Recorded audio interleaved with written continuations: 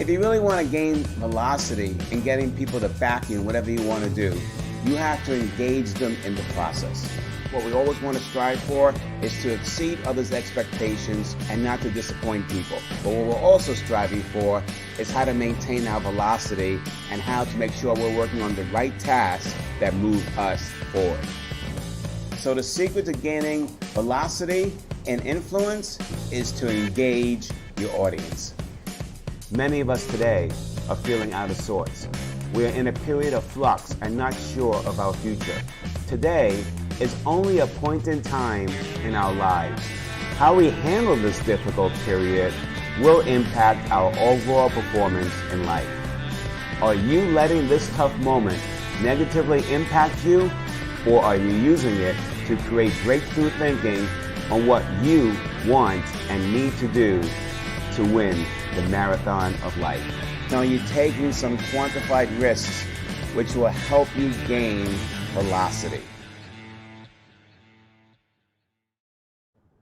Hi, this is Ron Karr, author of The Velocity Mindset, and welcome to this week's Velocity Mindset Success Stories, where we interview thought leaders throughout the world on how you can gain velocity in your business. Today, we got a whopper of a guest. I've been waiting for this day for a long time. He thinks like no other person I know, and every time he and I get some conversations, we get into some really deep-rooted conversations. But today, he's going to help us and figure out how to gain velocity in our marketing. I want to introduce you to Jay Baer. Jay Baer helps businesses clone their customers. He's a seventh-generation entrepreneur who has written 6 best-selling books and has created 5 multi-million-dollar companies. He's the founder of Convince and Convert, a consulting firm that works with iconic brands such as United Nations, 3M, Hilton, all on how to gain and keep more customers. He's an inductee into the Professional Speaker Hall of Fame. He's also a lover of plaid, as you can see. He's an avid tequila collector, and here's one for the books, a certified barbecue judge. I would like to know what the specs are for that. We'll have to do that over a cocktail. Ladies and gentlemen, please help me welcome Jay Baer to the show. Jay, you have an incredible brand yourself based on your name and what you have done in the marketplace on marketing. Share with the audience, please, off the top of your head, what would be the 3 mistakes you constantly run into the people doing marketing that strip them of their velocity? You bet, Ron. Thanks so much for having me. Fantastic to be with you, everybody out there. Yeah, I think we should do a whole episode on barbecue judging. There's actually a barbecue school that I had to graduate from in order to be a certified barbecue judge. It's actually kind of amazing. I'll tell you about it sometime. There's a lot of reasons why people get stripped from velocity, but I think the first one that I would point to is most businesses, from a marketing standpoint, go at it way too broad, right? They try to reach way too broad of an audience. And the bias in their thinking is, what's the largest group of people to whom I can sell whatever it is that I'm selling? And that's the exact opposite approach of what you should take. What you should be thinking is, what's the narrowest possible audience of people who are going to think that whatever it is that I'm selling, whatever it is that I'm offering, is amazing, right? You want the smallest passionate audience, not the biggest meh audience.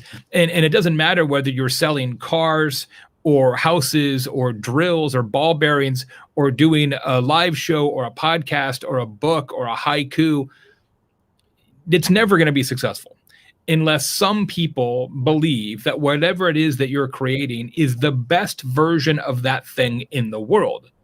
People ask me a lot about, well, how do you make a podcast more successful? I'm like, well, be more relevant, be more specific, be more targeted.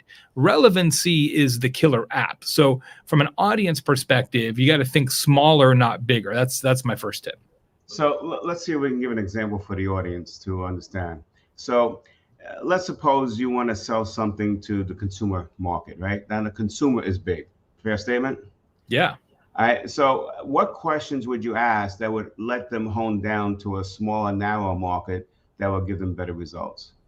Yeah, you want to ask questions like, who cannot live without this, right?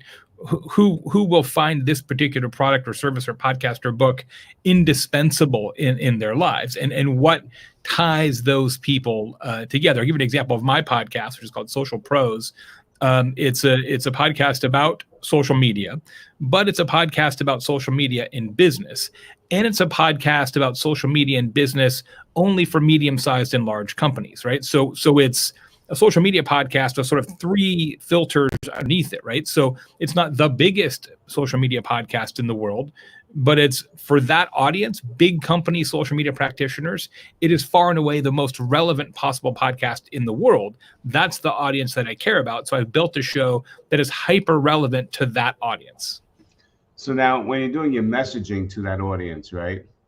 What are some of the key points that one should look at in their messaging to make sure that it lands? Well, it's funny you say that. A lot of times when people go to the trouble of narrowing down their audience, right? And so they do what we've talked about here. They've thought about how can we be more relevant? How can we be more specific? How can we be more inescapable for a particular focused audience? They go through that exercise, Ron, but then they don't actually tell anybody about it, right? It's a boardroom exercise that doesn't actually then get incorporated into the messaging, right? So if you're going to create a podcast that's only for big company social media practitioners, when you're promoting the podcast, you should say, this is the podcast for big company social media practitioners, as opposed to hoping that the audience will figure it out themselves. And what's funny about that is so many business people, especially on marketing, say, well, geez, if we tell people that it's for this group, then if people are not in that group, they'll think it's not for them. Right. And exactly. That's exactly right. That's okay. And I think you run into the same thing I find also with clients, and we have the same clientele. We like to specialize in the small to mid-range market companies. We'll do bigger business with the bigger ones and we'll speak, but that's where we spend most of our time building. A lot of people in that range don't want to give up any business. They feel like if they go narrow, that they're giving something up. How would you address that? Yeah. Look, people don't realize very often that when you cast too broad of a net, you're actually driving up your operating costs significantly, because you've got to create content, you've got to create messaging, you've got to create product, you've got to create sales operations and playbooks, you've got to create customer service, you've got to create all this infrastructure to try to appeal to everybody. If you actually focus and say, it's okay, some people aren't great customers for us. It allows you to spend a lot less on all these other trappings. But it's true, especially in small and medium-sized businesses, Ron, this idea that you're going to intentionally turn your back on revenue is hard for people to swallow. But trust me when I tell you, it is the right approach. Yeah, because I've seen that you'll actually gain more revenue and faster if you have that niche and you have the right messaging. That's right. And so forth. That's right. You wrote a book on utility. Can you describe the concept that you talk about utility, what it means to the audience, please? Yeah, utility, which is spelled YOUTILITY, utility, is creating marketing that is so useful, people would pay for it. It's marketing that people want to receive instead of what is typically in the market, which is marketing that people simply tolerate. And the idea of utility is that if you provide information or resources or anything else that the customer can utilize, that will create a relationship between your organization and that customer. And some percentage of those customers will actually pay you money eventually. Maybe not today, but down the road, they will. It really is an investment in relationship building that culminates in revenue and profitability downstream. There's lots of examples of companies doing this well. Lots of organizations use the utility framework now in terms of how they approach, especially content marketing and that kind of marketing approach. But it can be tricky sometimes because it's not great for instant results, right? If you're like, hey, we got to make a bunch of money in August, or we got to make a bunch of money in Q3. Utility is not going to do it for you, because it by definition requires you to understand what people really need beyond what it is that you're selling. B, give them those things. C, use that to develop a relationship. D, that relationship culminates in revenue eventually. So it's a very, very strong mid and long-term approach. it's not a very good short-term approach. So would you agree then, if you're launching a new brand, that the marketing that you're going to create has to have some utility in nature, so there's a value there, but also it's not going to be like the cash register is going to start ringing in the first month. Yeah, it's going to take 3-4 months to get the message out there, get the consistency out there. So Yep. when the moment is right, the person has you at the top of the mindset. That's right. Exactly. Yeah, you want both, right? You want to do some more direct marketing that sort of says awareness, interest, conversion, retention. You want that, but then you want a whole utility effort to lay on top of that. But the key is having the trust in the consumer that they will reward you eventually. And as you mentioned in the introduction, my team and I do some work for Hilton, and Hilton has an incredible example of this that they started a few years ago. They recently sunsetted it, unfortunately, so it doesn't exist anymore, which is tragic. It was not my idea to begin with, nor is it my idea to kill it. But I know the story well. They used to have a Twitter account, separate account, called Hilton Suggests. It was at Hilton Suggests. And the way it worked was they just took people from a bunch of different hotels all around the world, and they were not marketers. They might have been in food and beverage or front desk or concierge staff or even housekeeping. And they said in each hotel, hey, who wants to be a part of this? And a couple people raised their hands, said great. They trained them a little bit how to use Twitter, and all they did was set up Twitter searches. And when somebody needed help for a destination and that hotel was located in, they would just jump into the conversation and help. So for example, there's a guy a few years ago went on Twitter and said, hey, I'm going to Dallas next week. What's a great place for breakfast downtown? So one of the employees of the Hilton in Dallas, who was not in marketing, front desk, if I recall correctly, was the Hilton Suggests representative for that particular region of Dallas, just jumped into the conversation and said, hey, Ron, welcome to the Big D. We can't wait to see you. By the way, here's my 3 favorite breakfast places downtown. This place has got great pancakes. These guys have an amazing omelet. Have a great time. It's like, wow. It wasn't like, and by the way, come to our restaurant at the Hilton or pop into our bar. We'll give you $5 off. They weren't trying to sell anything. They were just trying to help.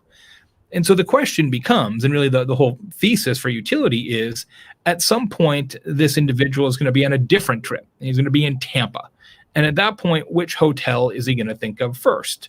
Some random hotel or the one that helped him when he needed help with no strings attached? Presumably, he'll think Hilton, and it will pay off for them eventually. Right. Now, some people think that may not be velocity, because velocity is, well, heck, I got someone interested, quick, close them on our restaurant and so forth. Right. But I have to believe, though, the relationship, by doing it this way and giving them value, would pay off more and faster down the road, because now they know Hilton has their back.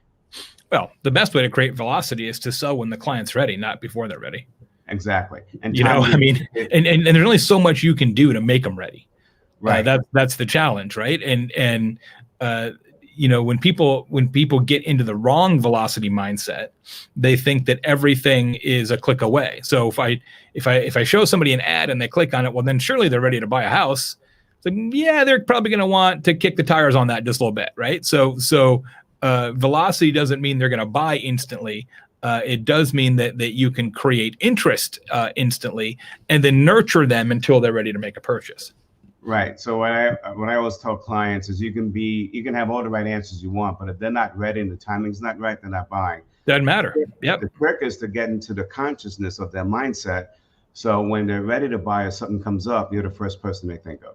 That's exactly right. And the best way to do that is ironically not for the business to do it, although certainly having utility helps. The best way to do it is for the existing customers to do it, right? I mean, I wrote a book about this a year or two ago. The best way to grow any business is for the customers of that business to do the growing for you, right? So right. Word of mouth has been the best way to grow businesses since the first caveman sold an arrowhead to another caveman. It's always been the best. It will still be the best forever. Referrals and word of mouth is always the strongest way.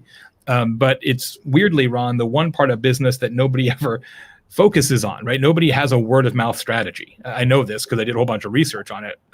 Fewer than 1% of businesses have a word of mouth strategy, which is crazy to me. What would be a simple word of mouth strategy that maybe some of the listeners can try and port over to their businesses? Yeah, well, I mean, let me just articulate this difference. I think it's important. There's a difference between reactive and proactive word of mouth. Okay. So reactive word of mouth is somebody says, hey, we've been reading any books lately. They're out to dinner with friends, let's say. And they're, hey, you watching any Netflix shows? Yeah. Hey, what books you reading? Oh, I just finished a book by Ron Karr called The Velocity Mindset. It's fantastic. You ought to read it. Great. That's reactive word of mouth, right? The recommendation is given when the conversational topic is on that thing. In this case, business books. Proactive word of mouth is you're out to dinner with your friends and you're not talking about books at all. You're talking about the Olympics. And you're like, you won't believe this book I just finished from Ron Karr, right? It doesn't have to, there's no invitation conversationally or topically. You're so compelled to recommend it that you just steer the topic to that thing. That's what you want. That's what businesses want. And I'll give you another Hilton example, ironically. So you will know this very well, Ron. The Doubletree Hotel by Hilton gives every guest at check-in what? Chocolate chip cookies. A warm chocolate chip cookie. Now, they've been doing this for 30 years. Every guest, every hotel worldwide did a whole huge research project with Hilton on this phenomenon. Before COVID, they were giving out 75,000 chocolate chip cookies a day. That's a lot of cookies. Now, the question becomes why? That's not free, right? Those cookies are pretty good, right? That's you know, I don't know what their actual unit cost is, but it ain't nothing, right? It's tens of thousands minimum of dollars a day. Well, we did a survey of Hilton guests, and we found, Ron, that 34% of their guests have proactively told somebody a story about that cookie. So do the math on that. 75,000 people a day, a 34%, what we call talkability rate. That means it's 25,500 stories a day told about that chocolate chip cookie. Now, related question. When's the last time you saw a Doubletree ad? I can't remember. Kind of maybe never, because they spend almost nothing on advertising, way less than other hotels in their competitive set, because the cookie kind of is the ad and the guests are the sales and marketing department, right? It just becomes the storytelling engine, and that's not an accident, right? It's very, very intentional. And very few businesses have a differentiator like that. I do. You mentioned my love of plaid in your introduction. When I do a presentation for an event, virtual or live, the meeting planner gets to go to a special website that I built. It's called Dress Jay Baer. It's dressjaybaer.com. You can go there right now, friends. Dressjaybaer.com. And the meeting planner gets to pick out which suit I wear. I have 14 different suits, or 15 now, different colors. And they get to pick out which suit I wear. They want green, you want purple, you want blue, you want another blue, you want another purple, you want yellow. Sometimes they pick their color match their logo, sometimes to stand out from the backdrop, whatever. And then it automatically goes on my calendar, so I know what to pack when I go to the event.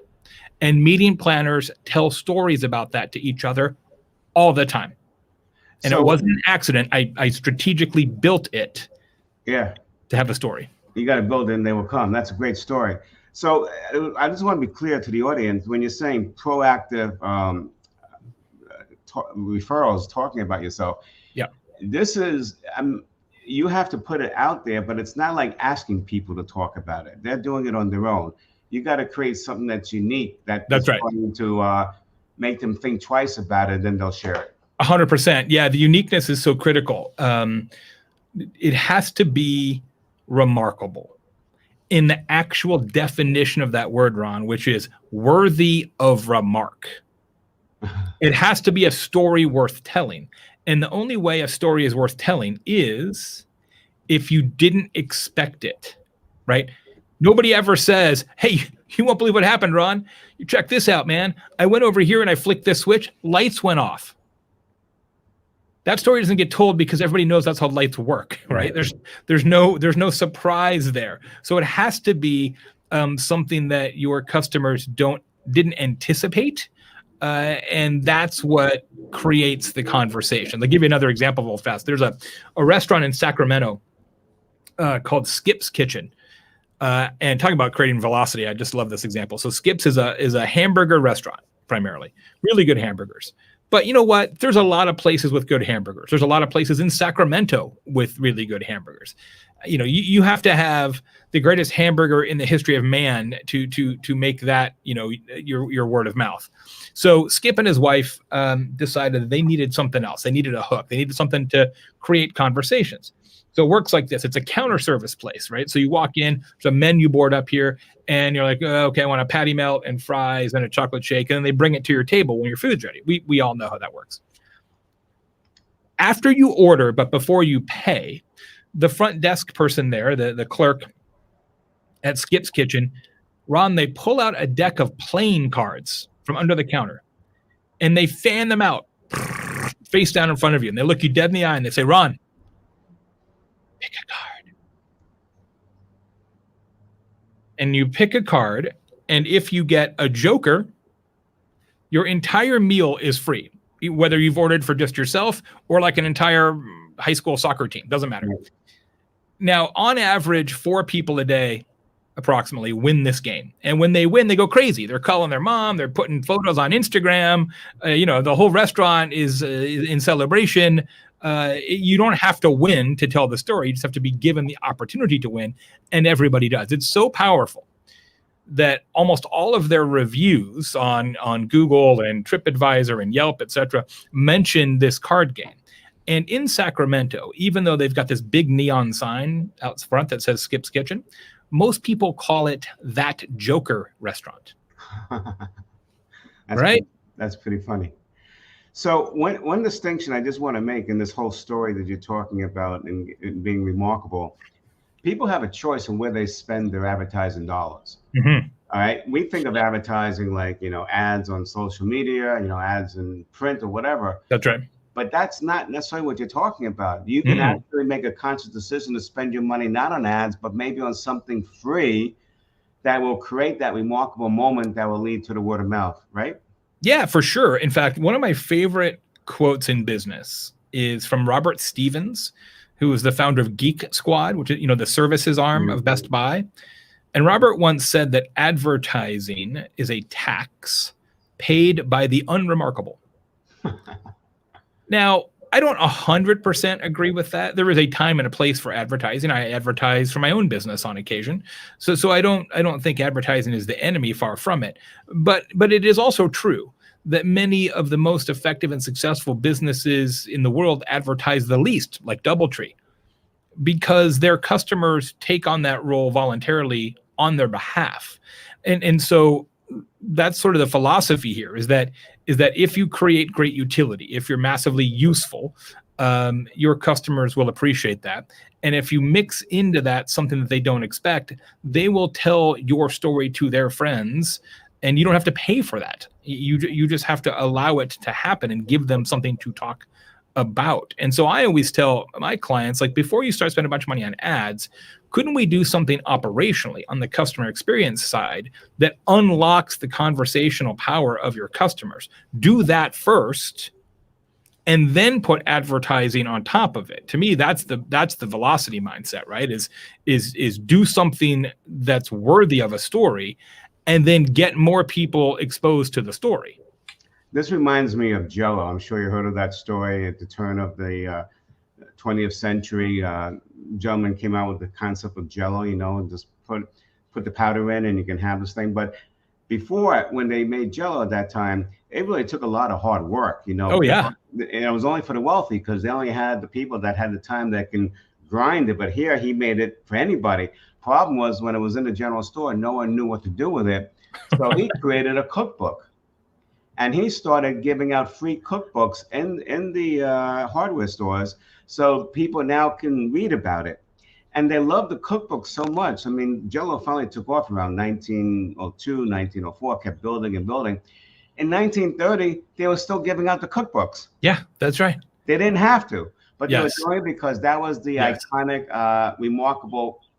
Yes, it's a great utility example, especially because the recipes in the cookbook were not all for Jell-O, right? Because at that point, it's not a utility; it's just a brochure in a different That's a great costume, right? Like Yeah. what I always tell people is if your sort of content and your usefulness is just about you, that's not actually useful, right? That's just an ad that you've decided to repackage.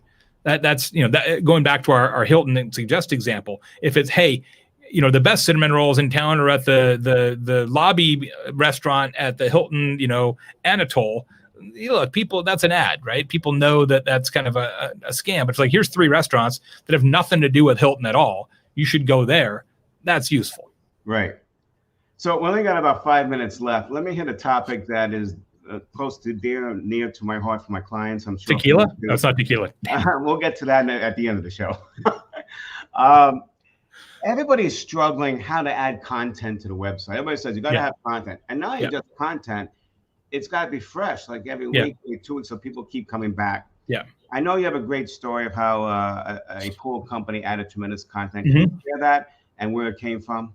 Yeah, my buddy Marcus Sheridan, who's a fantastic speaker and author, is represented by my agent Michelle Joyce as well.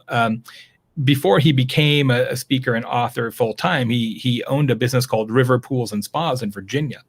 And in the economic collapse of a decade ago, they were in real big trouble, because when you have a big economic crash, the one thing nobody wants to do is buy a swimming pool, right? That is not in the cards. So they were in big trouble. He had a pretty big staff, dozens of employees. Like, we're going to go out of business unless we figure something out. So he said, well, what if we just tried this? What if we just answered every question that people actually have about pools?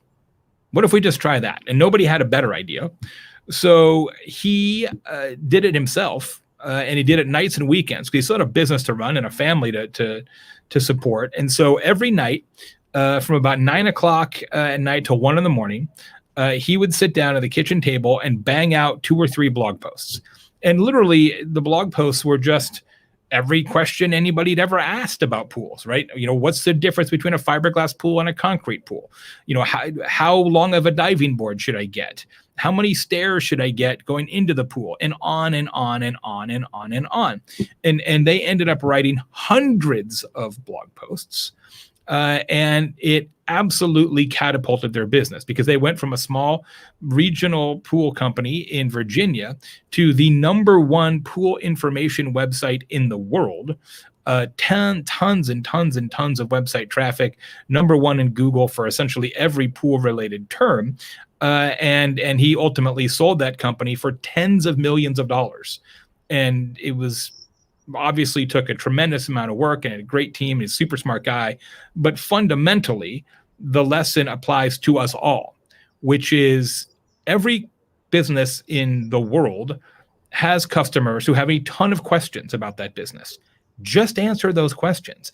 And it drives me crazy. I was doing an event a week ago and talked about this, and one of the attendees like, well, Jay, we already have a frequently asked questions document on our website. And I said, great, better that you do than you don't. I said, how many questions do you answer there? And he said 7. And I said, sir, I humbly submit to you that your customers have a lot more questions about your business than 7. So why would you answer 7 instead of 70 or 700? So if you want a source of content, just start there. So the best way to do that is to ask your customer service people, whoever answering the phone, compile the questions that you're constantly being asked, and then assign someone to write it. And then it's not just sending out the blog, it's also adding those answers to the website. So maybe website, and you can also now methodically answer them in social media, right? You could do, let's say you take 70 questions, do 1 a week on your Facebook page or on your Instagram. Well, there's, a year plus worth of weekly content right there. Do it as a video. Say, hey, I'm Ron Karr. This is question 32 from our customers, boom, 2-minute video once a week. And it doesn't mean that you have to send blogs out proactively. No. What you're saying is you can just say, hey, here's a question everybody's asking. You want the answer? Click on the link, and it's on your website. That's right. Yeah, and either it way. brings them to the website to increase the rankings in Google and so forth. Yeah, absolutely. Although it is tricky now when you link to a website in social media, right? It is harder because they don't want you to leave, right? Facebook doesn't want people to go to your site. Neither does Twitter. Neither does LinkedIn. And so usually in social right now, the better approach is to actually provide the answer in the social media post itself, and then trust that your audience is smart enough to figure out how to get to your website. Because they may not click and go to it. Well, they won't show it to them. Like Facebook's like, well, if you've got a link out, we're just going to show it to fewer people. I see that. Okay, great. Yeah. So Jay, you got a newsletter, right? That has a lot of interesting kids and tags to what we're talking about. Yep. And Jim, if we can bring up the link to the website.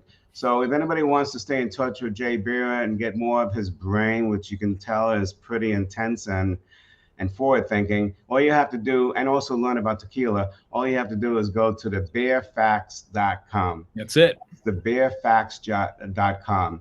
Jay, as we close this show, and I can't believe 30 minutes just went by like that. It seems like it's only 5 minutes. What would be your final comments to the audience? People that are struggling, you know, that they need to make money today and tomorrow. Small, mid-sized businesses. Mm-hmm. What is the one thing you want them leaving the show with that will give them velocity in growing their business? Well, we could do a whole nother show on this, but if you're worried about revenue and you're worried about velocity, the most important thing you should do first is stop losing customers, because filling a leaky bucket is impossible to have velocity in that scenario. So if customers are leaving and stopping and canceling or whatever it is in your business, fix that problem first, because then every new customer you get has a compounding effect over time, right? Lifetime value is a really important metric that we don't talk about enough. So that's what my advice is fix any sort of operational or customer experience deficiencies first, and actually worry about customer acquisition second. Excellent. Great advice. Jay, I can't thank you enough for taking your time. My pleasure. Super fun. Velocity mindset success stories. Our next show will be on Tuesday, August 17th with the incomparable Rick Jordan, who has made millions in cybersecurity. He's going to share some of his strategies with you. Rick, Jay, have a great day. Thank you so much. And thanks, go out and make it happen. Thank you.